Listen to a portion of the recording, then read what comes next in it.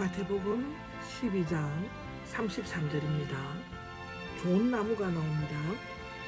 이 부분을 원문대로 번역하면 나무를 좋게 만들라인데, 그러면 그 열매가 좋은 것이다. 나무를 나쁘게 만들라. 그러면 그 열매도 나쁠 것이다. 어떻게 나무를 가꾸냐에 따라 그 열매도 달라질 수 있다는 것인데요. 나쁘는 썩거나 병든 나무가 아니라 그 열매가 먹지 못할 쓸모없는 나무를 말한다고 기록되어져 있습니다. 34절입니다. 독사들의 자식들아라고 성경에 기록되어 있는데, 세례자 요한도 동일한 호칭을 사용하고 있습니다. 마태복음 3장 7절에 나오죠. 동일한 것은 동일한 것을 산출한다는 뜻이라고 욥기 14장 4절에 나옵니다. 독사는 그 새끼도 어미와 똑같은 독과 공격성을 지니고 있다고 말하고 있고요. 바리새인들은 악하기 때문에 그들이 말하는 것도 악하다. 그들의 완악하고 악의에 찬 독설은 단지 그 마음에 가득한 것이 밖으로 나온 것뿐이라고 시편 39장 3절, 야고보서 3장 10절에도 나옵니다. 그들은 나쁜 나무뿐만 아니라 악한 곡간에 비유되고 있는데요. 사람들은 마음의 생각과 지식과 의지, 도덕 등을 쌓아두는데, 선한 마음을 가진 사람들은 아름답고 유익한 말을 하는 반면 악한 마음을 가진 자는 해롭고 무익한 말을 한다고 합니다. 바리새인들이 성령을 모독하는 말을 하는 것은 이미 그들 마음속에 온갖 악독한 것들이 가득 쌓여 있기 때문이라고 기록되어져 있습니다. 36절입니다. 쓸데없이 찌꺼린 모든 말, 쓸데없이 찌꺼리는 부정적주사와 일의 합성어이며 문자적으로 쓸모없는 한간 아무 효과 없는 부수희한, 무의미한이란 뜻이라고 하는데요. 따라서 쓸데없이 찌꺼린 모든 말들은 유익하기나 득이 되지 않고 전혀 쓸모가 없는 거짓되고 해롭고 무익한 말을 의미합니다. 이러한 말들은 우리의 생각과 인격을 겉으로 나타내기 때문에 자연의 마지막 날의 심판의 근거가 된다고 마태복음 25장과 갈라디아서 6장 7절과 에베소서 6장 8절에 나옵니다. 십자가에 달렸던 두 강도 중에 하나는 짧은 순간에 고백한 몇 마디의 말 때문에 낙원에 들어가는 영광을 누리게 되었죠. 누가복음 23장에 나옵니다. 입으로 시인하여 구원에 이른다. 성경 로마서 10장 10절에 기록되어져 있습니다. 38절입니다. 표적이 나옵니다. 지금까지 예수님은 여러 가지 놀라운 이적 기사들을 바리새인들과 백성들 앞에서 보여줌으로써 그들은 좀 더 충동적이고 볼만한 것을 갈망하였다고 요한복음 3장 2절, 고린도전서 1장 22절에 나와 있습니다. 메시아임을 증명할 하늘로서 오는 표적을 요구하였는데, 누가복음 11장 16절에 나오죠. 그 요구 자체가 건방지고 위선적이며 모욕적이다라고 어떤 주석가는 얘기하고 있습니다. 그러나 예수님께서는 그들의 육적인 호기심을 채울 수 있는 표적을 거절하셨습니다. 39절에 보면 악하고 음란한 세대가 나옵니다. 도덕적으로 타락했으므로 악하였고 하나님과 맺었던 혼인관계를 깨뜨렸기 때문에 음란하였다고 하는데요. 이사야 23장 7절에 나오고요. 호세아 2장 1절 나옵니다.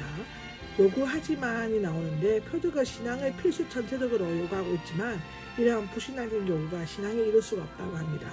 요나의 표적은 악하고 음란한 세대에서 보여줄 수 있는 표적은 오직 한 가지 요나의 표적인데, 여기에서 요나는 예수님의 전형으로 나타나고 있는데, 요나가 사흘 밤낮의 큰 물고기, 즉 바다 괴물 지중해에는 고래가 없는데 뱃속에 갇혔던 경험은 그리스도의 죽으심과 장사 지낸 부활을 예표하고 있습니다. 예수님 자신의 곧 최고의 표적이었다고 말하는 것입니다. 아멘. 40절입니다. 사흘 밤낮인데 엄밀히 따지다면 십자가에 달린 때가 금요일의 경우 주일 전까지는 밤낮 사흘이 되지 않는데, 그러나 유대인들은 한나절도 하루로 계산했으므로 또한 예수님께서는 제3일에 살아나신 것으로 되어 있습니다. 마태복음 16장 21절에 나오죠. 따라서 사흘 밤낮이라는 표현은 현대의 과학적인 정황성에 근거하여 해석하기보다는 그 당시의 일반적인 사상에 맞게 받아들이는 것이 적절하게 우리가 이해할 수 있는 것이라고 합니다. 41절에 보면 요나보다 더 큰 사람인데요. 요나는 멸망을 선포했으나 예수님은 천국 복음을 전하였다고 마태복음 4장 17절에 나와 있습니다. 42절에 보면 솔로몬보다 더 큰 사람이 나옵니다. 완악한 니우에, 즉 아수르의 수도 사람들은 요나의 전도를 듣고 회개하였고, 남방 즉 아라비아 반도 여왕은 솔로몬의 지혜로운 말을 들으려고 땅끝까지 왔었습니다. 그렇지만 요나와 솔로몬보다 더 크니 곧 메시아이신 하나님의 아들이 왔지만 유대인들은 회개하거나 그의 지혜를 드리려고 하고 하지 않았습니다. 그것이 유대인들이 지은 가장 큰 죄였는데 그들이 마지막 날에 이방인 북쪽 니우의 사람들과 남쪽 남방 여왕에게서 심판을 받는다는 것은 엄청난 수치와 모욕이 될 것입니다. 그들의 불신앙은 그대로 그들의 심판 기준이 되는 것입니다. 43절입니다.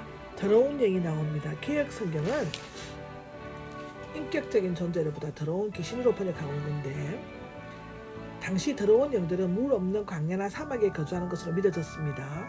성경 이사야 13장 21절에도 나오고 34장 14절에도 나옵니다.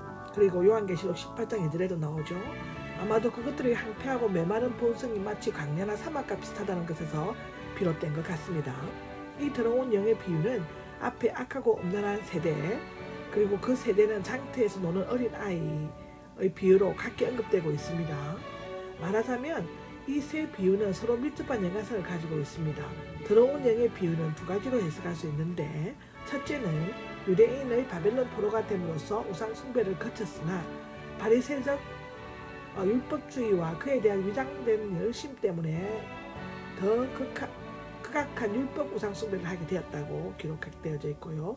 두 번째로는 예수님께서는 앞서 귀신 들려 병든 자를 귀신을 내쫓음으로써 고쳐주셨습니다. 그런데 새로운 지배가 없으며 빈집각 같아서 또 다른 귀신들을 불러들이게 되는 무서운 중립적인 진공 상태가 됩니다. 예수님께서는 이 비유를 통해 성전의 주인 되시는 예수님을 거부한 배신과 불신의 시대가 얼마나 더 비참한 결과를 초래하는 것인가에 대해서 엄격히 경고하고 있는 것입니다. 46절입니다. 형제들이 나오죠. 야고보와 요셉, 시몬, 유다, 마가는 그 사항을 자세히 설명하고 있습니다. 예수님의 가족들이 듣고 붙잡으려 나왔었다. 왜냐하면 그들이 예수가 미쳤다라고 말했기 때문이라고 마가복음 3장 21절에 나옵니다. 바리새인들이 예수님을 바알세불에 붙잡혔다는 말을 듣고 근심하면서 찾아온 것입니다. 마리아는 동정녀로 예수님을 낳은 후 요셉 사이에 아이들을 낳았을 것이며 요셉의 이름이 없는 것은 일찍 죽었기 때문이었을 것이라고 기록되어져 있습니다. 50절입니다. 50절을 보면 내 아버지의 뜻을 행하는 사람이 나오는데요. 가족을 부정하거나 멸시한 것이 아니라 예수님의 초청에 응하여 하나님의 뜻대로 행하는 영적인 새 가족의 중요성을 강조하여 말씀하신 것입니다. 사실상 혈육은 이 세상에 있을 때만 그 관계가 유지되지만 영적인 가족은 하늘나라에서도 영원히 그 관계가 유지될 수 있습니다. 예수님의 동생들은 처음에는 믿지 않았지만 후에는 오순절 사건에 참여하였습니다. 이것이 요한복음 7장 5절에 나오고 사도행전 1장 14절에 나옵니다. 야고보는 초대교회의 중요한 치료자가 되었다고 사도행전 15장 13절, 고린도전서 15장 7절, 갈라디아서 1장 19절에 기록되어져 있습니다.